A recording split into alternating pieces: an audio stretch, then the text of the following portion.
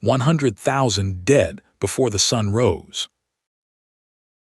Not a single defensive gun aboard the bombers. The deadliest air raid in human history. The kill chain. Today we enter the strategic nightmare that was the Pacific bombing campaign of early 1945. At the kill chain, we dissect the decisions that won or lost wars from primary sources.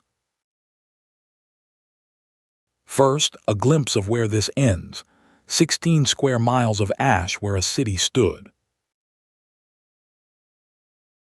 By January 1945, America's most expensive weapon was an embarrassing failure over Japan. The B-29 superfortress had cost $3 billion to develop, more than the atomic bomb itself. After months of high-altitude raids, only one bomb in 50 landed within 1,000 feet of target. The culprit was invisible, a jet stream screaming at 230 miles per hour. Bombs dropped from 32,000 feet were being blown harmlessly into the Pacific Ocean. General Hap Arnold was furious. He had staked his legacy on the B-29 winning the war. The alternative was an amphibious invasion of Japan. Estimated cost: 1 million American casualties. In January 1945, Brigadier General Haywood Hansell was relieved of command. His replacement was Curtis LeMay. Hansell believed in precision, surgical strikes on factories, sparing civilians. He had written the doctrine himself. LeMay held no such convictions. He had incinerated German cities. He understood fire as a weapon. The sources disagree on what LeMay knew upon arrival. His memoir claims immediate clarity about incendiaries. James Scott's 2024 analysis, drawing on newly examined records, suggests a more gradual evolution. LeMay studied Tokyo's architecture and saw what mattered most: a city built of paper and wood. Half of Tokyo's war industry was dispersed through residential neighborhoods, small workshops in family homes. Imagine yourself in LeMay's position. Your precision campaign has failed. Washington demands results within weeks. Continue precision strikes that miss, or burn the city to the ground. What would you do? LeMay chose fire, but Japanese fighters were deadly at medium altitude. The tactical problem was immense. His solution was radical: attack at night, at 5,000 feet, with every defensive weapon removed. This was, in our assessment, the single most audacious tactical gamble of the entire Pacific Air War. Without guns, the B-29s could carry double the bomb load. Weight saved meant napalm delivered. LeMay's advisors calculated that Japanese low-level anti-aircraft defenses were nearly non-existent at night. His intelligence officers were not convinced. Some predicted 70% of the bomber force destroyed. LeMay told no one in Washington. If this failed, his command and career were finished. On March 9, 1945, 334 B-29s began rolling down Pacific runways. They launched from Guam, Saipan, and Tinian, 3 island airfields conquered at enormous cost months earlier. Crews had been briefed hours before. When told about stripped armament, the briefing room went silent. Many pilots believed this was a suicide mission. Some wrote final letters to their families. The formation would not fly tight boxes. Bombers would approach individually from multiple compass directions. Pathfinder aircraft would arrive first, marking the target with a massive fiery napalm cross over Tokyo. The target was a 3-by-4-mile rectangle in eastern Tokyo, home to 750,000 people. At 12:15 in the morning, Japanese coast watchers finally detected the incoming formation over the Pacific. Air raid sirens wailed across Tokyo. The city had heard sirens before. Most residents stayed in bed. The Japanese government had built no air raid shelters.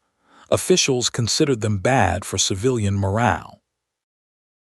Tokyo's firefighting force, 8,000 men, 1,000 pieces of equipment, and exactly 3 extension ladders. This detail reveals the Japanese government's complete strategic blindness to the possibility of aerial devastation. At midnight, Pathfinder bombers reached Tokyo. They descended to 5,000 feet and began marking runs. The first incendiaries fell in a deliberate pattern, 2 lines forming a massive burning cross. Then the main force arrived, 279 B-29s carrying 1,665 tons of napalm. Each bomber's payload covered 2,000 feet long by 300 wide, a single aircraft's fire carpet. The M69 was simple, 6 pounds of napalm in cheesecloth. 500,000 fell that night. Within 14 minutes, Tokyo's firefighters conceded defeat. The fires were beyond any human capacity to fight. The individual fires began merging. What had been hundreds of separate blazes became a single, unified firestorm. A firestorm generates its own weather. Superheated air rises, pulling in surrounding oxygen at hurricane force. Wind speeds reached 65 miles per hour inside the firestorm. The fire consumed everything in its path. Temperatures at ground zero reached 1,800 degrees Fahrenheit. Metal melted. Glass flowed like water. Now we shift perspective from the strategic to the human, from the cockpit to the streets. Survivor Haruyo Nihei described a river of fire, burning clothing and tatami mats carried by wind. She saw a baby burning on its mother's back. She saw children on fire still running. Thousands fled to the Sumida River, believing water would save them. The river began to boil. At the Futaba Elementary School, over 1,000 people had crowded into the swimming pool for protection. The water boiled away. Over 1,000 bodies were found in the empty basin afterward. Of all the horrors, the calculated absence of air raid shelters was most consequential and avoidable. Meanwhile, above the inferno, the B-29 crews were fighting for their own survival against an unexpected enemy. The firestorm's thermal updrafts were throwing 60-ton bombers around like paper. Some were flipped completely inverted. Altitude changes of 1,000 feet hit without warning. Pilots who survived Europe called this worse. 14 B-29s never made it home. 96 crewmen were killed or declared missing in action. The commander's memoir claims acceptable losses. The signal logs from that night tell a different story. Japanese defenders fared worse. Their anti-aircraft guns could not track aircraft at that speed and altitude. LeMay's gamble on weeknight defenses proved correct. The guns were calibrated for 30,000 feet. Japanese fighters scrambled but could not find targets through smoke and chaos. Darkness shielded LeMay's bombers. On the ground, the firestorm was now self-sustaining. It had grown beyond anyone's capacity to comprehend. The asphalt liquefied. People who fell found themselves trapped in molten tar, unable to rise again. Kenneth Werrell's analysis estimates most victims died from suffocation, not burns. The fire consumed all available oxygen. The firestorm created a vacuum at its center, pulling breathable air away from anyone within a mile. By 2 in the morning, the raid was over. Behind the departing bombers, Tokyo glowed orange. Crews saw the fire glow from 150 miles away, like the sun rising wrong. When the bomb bay doors had opened over Tokyo, smoke and an unforgettable smell filled every aircraft. Bombardier Maynard David testified the odor clung to flight suits for days. It was burning human flesh. We must be honest about our knowledge limits. Exact casualty figures remain disputed 81 years later. The U.S. Strategic Bombing Survey estimated 88,000 dead. Japanese sources cite over 100,000. Any historian claiming certainty about that number overstates the evidence. Entire families simply vanished without trace. 16 square miles of Tokyo reduced to ash. 250,000 buildings destroyed in 3 hours. 1 million people were homeless by sunrise. Tokyo's industrial output was halved in a single night. More people died in this single raid than at Hiroshima, Nagasaki, or the bombing of Dresden. Yet most Americans have never heard of Operation Meetinghouse. The atomic bombs consumed the historical memory entirely. LeMay did not stop after Tokyo. Within 10 days, he firebombed Nagoya, Osaka, and Kobe. By war's end, 67 Japanese cities had been firebombed. The conventional campaign killed more than atomic weapons. The United States Strategic Bombing Survey, conducted after the war, documented the destruction with clinical precision. Bombardier Maynard David's testimony, recorded decades later, captures what the official reports could never convey. He said smoke filled the aircraft the moment bomb bay doors opened. The crew could taste it. From 5,000 feet, they could see individual people running through streets that were entirely on fire. The crews flew home in silence. Many never spoke about what they saw over Tokyo again. Survivor Shizuo Takeuchi was a child that night. He recalled being frightened constantly because of relentless raids. They went to bed fully dressed every night, ready to run to shelters that did not exist. When LeMay received the damage assessment photographs, he knew the Pacific War had fundamentally changed. He had proved strategic bombing could devastate a nation. The cost to human conscience was the question. LeMay would later admit it: if we lose this war, we will be tried as criminals. That acknowledgement is extraordinary. A commanding general conceding that victory alone separated him from prosecution. The moral debate ignited immediately and has never been extinguished. Supporters argued it shortened the war.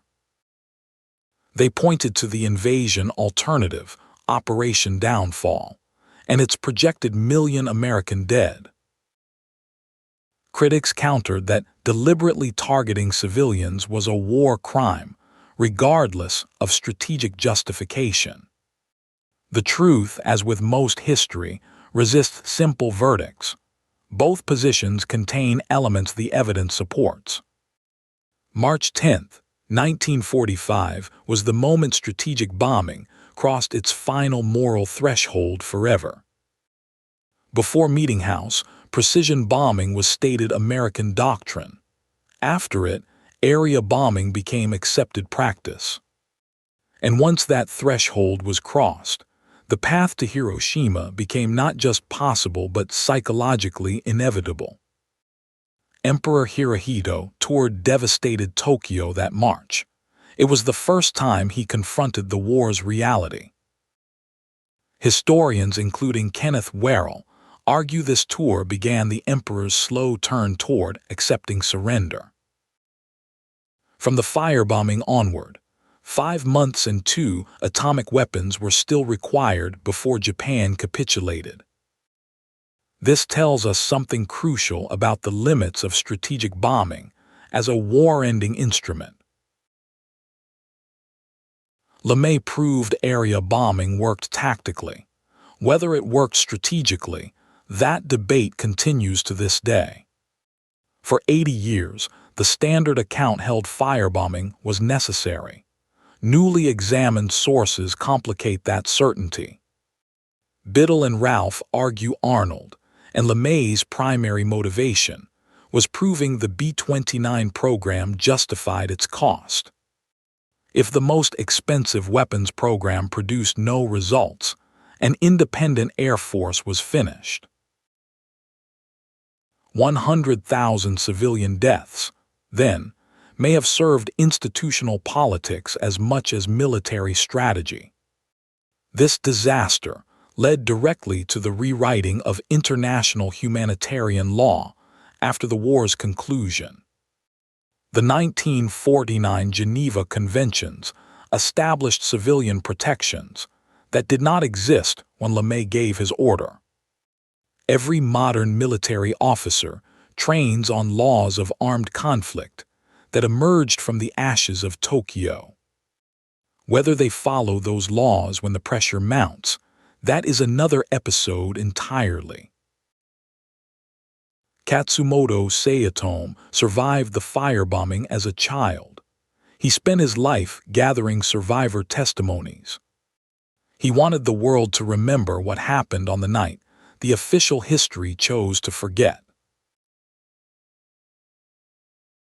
In 2025, Tokyo marked the 80th anniversary. Fewer than 100 survivors remained alive. Haywood Hansell, the precision bombing advocate fired to make way for LeMay, never reconciled with this. He argued precision targeting was both more moral and more effective. The evidence frustratingly supports both men.